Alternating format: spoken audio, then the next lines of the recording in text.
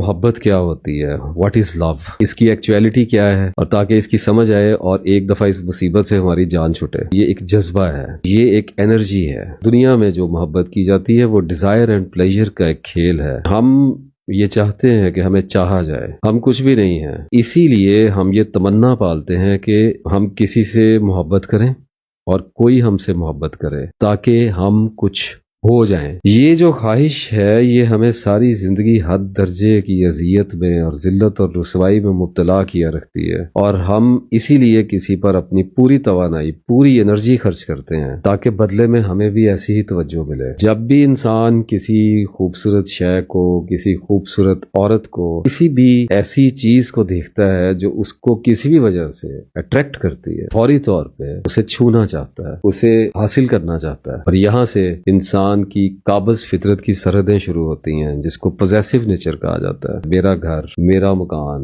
मेरी बीवी, मेरे बच्चे, मेरा इल्म। हमारी जो कि नेचर पॉजेसिव है, इसलिए हम इस वैल्यू को लेने के लिए कुछ भी करने को तैयार हो जाते हैं। इससे एक और जिन निकलता है बोतल से बाहर, उसको अटैचमेंट कहते हैं। जब आप किसी चीज को हासिल करना चाहते हैं और उसके लिए स्ट्रगल करते हैं, एक आदमी किसी औरत वो पसंद करता है तो उसको पाने के लिए, उसकी रजा, उसकी मोहब्बत हासिल करने के लिए वो स्ट्रगल करता है। इस स्ट्रगल के दौरान में इंसान की मेंटल और फिजिकल एनर्जी जो है, सब कुछ उस मोहब्बत के हसूल पर इन्वेस्ट हो रहा होता है। इसका एक मतलब और है, उसको उस शय, उस इंसान, उस अमल से अटैचमेंट हो जाती है, वाबस्तगी हो जाती है, अपने आप को वाबस्ता कर लिया करता है। इस अटैचमेंट के नतीजे में जिद्दी हो जाता है। ये जो अटैचमेंट है और ये जो पोजेशन है, इसकी पैदाइश होती है कंपैरिजन के साथ। कंपैरिजन का मतलब होता है कि हम अपनी जिंदगी को किसी दूसरे इंसान की जिंदगी से कंपेयर करते हैं। फलां के पास बड़ी गाड़ी है,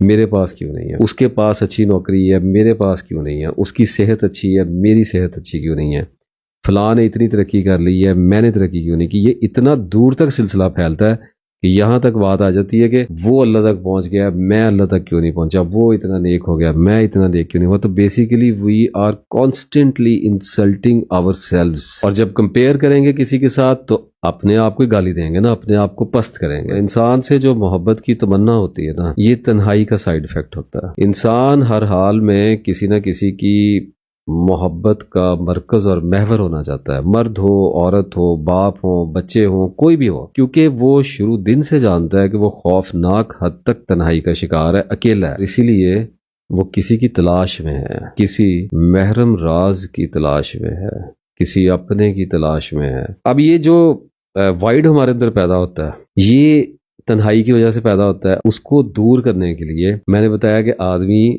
रिश्ते नातों में, चीज़ों में पनाह लेता है, और पनाह इसलिए लेता है ताकि सिक्योर रहे। Got it?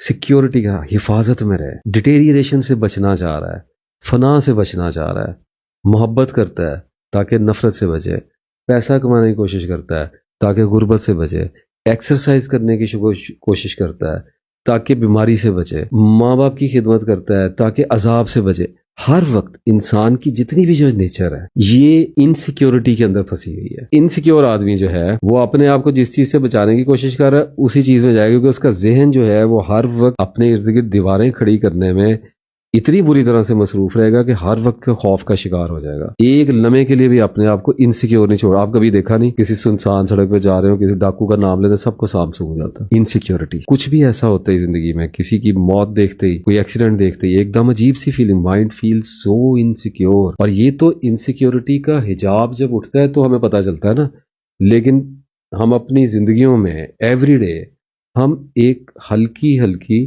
इनसिक्योर लेयर्स में लिव कर रहे होते हैं। और ये जो उदासी और तन्हाई है ना, ये दो अलग अलग कैफियत होती हैं। अगर आप लोनली नहीं हैं, यानी तन्हा नहीं हैं लेकिन उदास हैं, गमज़दा हैं, तो डिप्रेशन हुआ हुआ आपको। अगर आप लोनली हैं लेकिन उदास नहीं हैं, यानी इत्मीनान में हैं, तो रूहानी आदमी हैं। जो भी आपकी इन दोनों में से कैफियत हो, उसमें एक मखसूस किस्म की बेजारी जरूर होगी आप